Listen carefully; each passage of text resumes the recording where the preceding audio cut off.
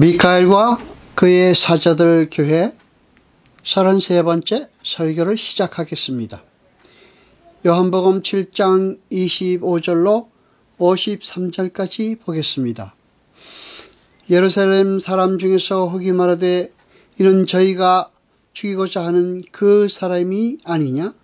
보라, 드러내게 말하되 저희가 아무 말도 아니하는도다. 당국자들이 참으로 이 사람을 그리스도인 줄 알았는가? 그러나 우리는 이 사람이 어디서 왔는지 아노라. 그리스도께서 오실 때에는 어디서 오시는지 아는 자가 없으리라 하는지라. 예수께서 성전에서 가르치시며 위쳐 가라사대 너희가 나를 알고 내가 어디서 온 것도 알거니와 내가 스스로 온 것이 아니로라. 나를 보내신 이는 참이시니 너희는 그를 알지 못하나 나는 아노니 이는 내가 그에게서 났고 그가 나를 보내셨음이니라 하신대 저희가 예수를 잡고자 하나 손을 대는 자가 없으니 이는 그의 때가 아직 이르지 아니하였음이러라. 우리 중에 많은 사람이 예수를 믿고 말하되 그리스도께서 오실지라도 그 행하실 표적이 이 사람의 행한 것보다 더 많으랴 하니 예수께 대하여 무리에 수군거리는 것을 바리새인들에게 들리니라. 대제사장들과 바리새인들이 그를 잡으려고 하석들을 보내니 예수께서 이르시되 내가 너희와 함께 조금 더 있다가 나를 보내신 이에게로 돌아가겠노라. 너희가 나를 찾아도 만나지 못할 터이요 나 있는 곳에 오지도 못하리라 하신대 이에 유대인들이 서로 묻되 이 사람이 어디로 가기에 우리가 저를 만나지 못하리요? 헬라인 중에 흩어져 사는 자들에게로 가서 헬라인을 가르칠 터인가? 나를 찾아도 만나지 못할 터이요 나 있는 곳에 오지도 못하리라 한 이 말이 무슨 말이냐 하니라. 명절 끝날 곧 큰 날에 예수께서 위쳐 가라사대 누구든지 목마르거든 내게로 와서 마시라. 나를 믿는 자는 성경에 이른 것과 같이 그 배에서 생수의 강이 흘러나리라 하시니 이는 그를 믿는 자의 받을 성령을 가리켜 말씀하신 것이라. 이 말씀을 들은 무리 중에서 혹은 이가 참으로 그 선지자라 하며 혹은 그리스도라 하며 어떤 이들은 그리스도가 어찌 갈릴리에서 나오겠느냐?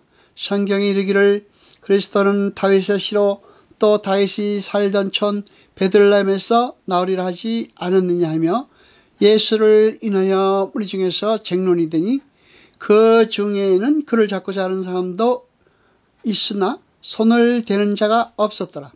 하석들이 대제사장들과 바리새인들에게로 오니 저희가 묻되 어찌하여 잡아오지 아니하였느냐? 하석들이 대답하되 그 사람의 말하는 것처럼 마른 사람은 이때까지 없었나이다 하니 바리새인들이 대답하되 너희도 미혹되었느냐? 당국자들이나 바리새인 중에 그를 믿는 자가 있느냐? 율법을 알지 못하는 이 무리는 저주를 받을 자로다. 그 중에 한 사람 곧 전에 예수께 왔던 니고데모가 저에게 말하되 우리 율법은 사람의 말을 듣고 그 행한 것을 알기 전에 판결하느냐? 저희가 대답하여 가로되 너도 갈릴리에서 왔느냐? 상고하여보라. 갈릴리에서는 선지자가 나지 못하느니라 하였더라. 다 각각 집으로 돌아가고 아멘. 여러분, 바리새인들과 그들은 모두 하나님의 은혜를 알지 못하는 사람들의 표본입니다. 하나님을 섬긴다면서 진정으로 하나님을 알지 못하는 자들은 자기들이 노력한 만큼 결과가 주어지는 것이 진리라고 확신합니다. 뿐만 아니라 그러한 노력의 결과는 세상의 것으로 드러나야 한다고 굳게 믿고 있습니다. 그래서 그들은 율법을 지키는 것이고 절기를 지키는 것입니다. 성경은 그러한 자들을 가리켜 믿지 않는 자라고 분명히 밝히고 있습니다. 그와 반대로 율법과 절기의 진리를 아는 이들은 모든 것이 하나님의 은혜로부터 주어지는 것임을 알고 그 은혜를 의지하고 그 은혜에 순종하게 되며 그 하나님의 은혜에 의해 주어지는 것은 이 세상의 떡이 아닌 하늘의 떡인 영생이라는 것을 압니다. 그래서 그들은 자기의 영광이 아닌 하나님의 영광을 위해 살게 되는 것이고 하나님이 기뻐하시는 삶을 살기 위해 열심을 내게 되는 것입니다. 성경은 그들을 가리켜 믿는 자라고 부릅니다. 초막절에는 성전의 번제단에 물을 붓는 의식을 행했습니다. 7일 동안 매일 아침 제사장이 금그릇을 들고 물을 담아다가 성전 제단에 부어야 했습니다. 제사장은 그 물을 붓기 전에 제단을 한 바퀴 돌고 7일째는 7바퀴를 돌았습니다. 그들은 여리고성 함락 직전 때와 똑같은 모습으로 7일 동안 물을 부었습니다. 이스라엘은 여호와의 영광이 성전에 가득하여 또다시 다윗과 솔로몬 시대의 영화가 찾아오게 되기를 기원하는 의미에서 인위적으로 제단에 물을 붓기 시작한 것입니다. 여러분, 우리가 열심히 쏟아부은 물은 곧 말라버립니다. 우리의 어떤 노력이나 열심도 하나님의 구원사에게는 도움이 될 수 없습니다. 영원한 생수이신 예수 그리스도에 의해 우리 안에 하나님의 영광은 온전히 회복될 수 있는 것입니다. 오직 예수의 은혜만을 의지해야 하는 것입니다. 뿐만 아니라 우리가 추구해야 하는 목표 지점 또한 화려한 이 세상의 다윗 왕국이어서는 안 되는 것입니다.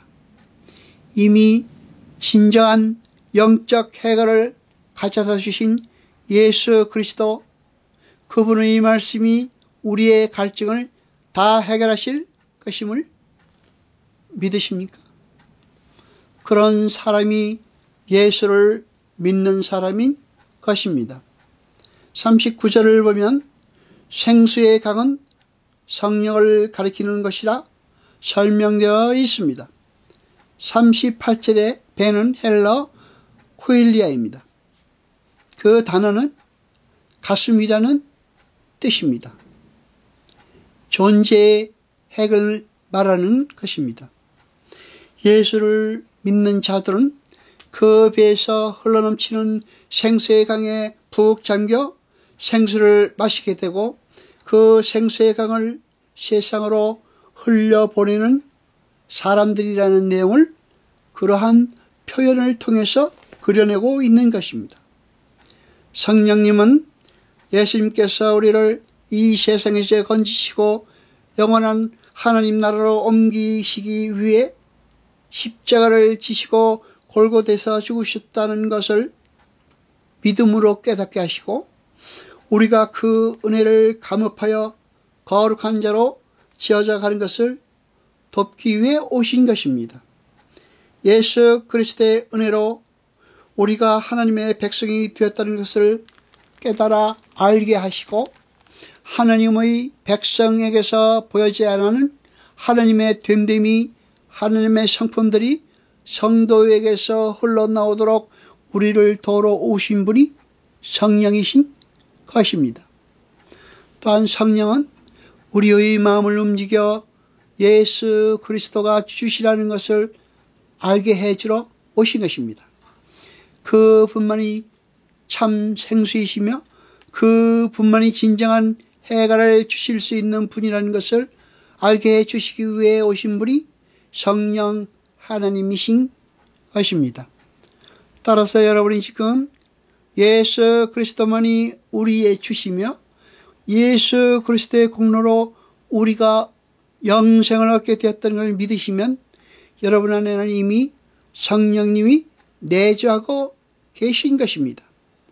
모든 성도는 성령 세례를 통해 성도가 되며 그렇게 성령 세례를 받은 이들이 하나님 나라의 삶의 원리인 십자가의 삶을 잘 살아내는 것을 가리켜 성령 충만이라고 부르는 것입니다. 우리는 예수 그리스도만으로 행복해질 수 있어야 합니다.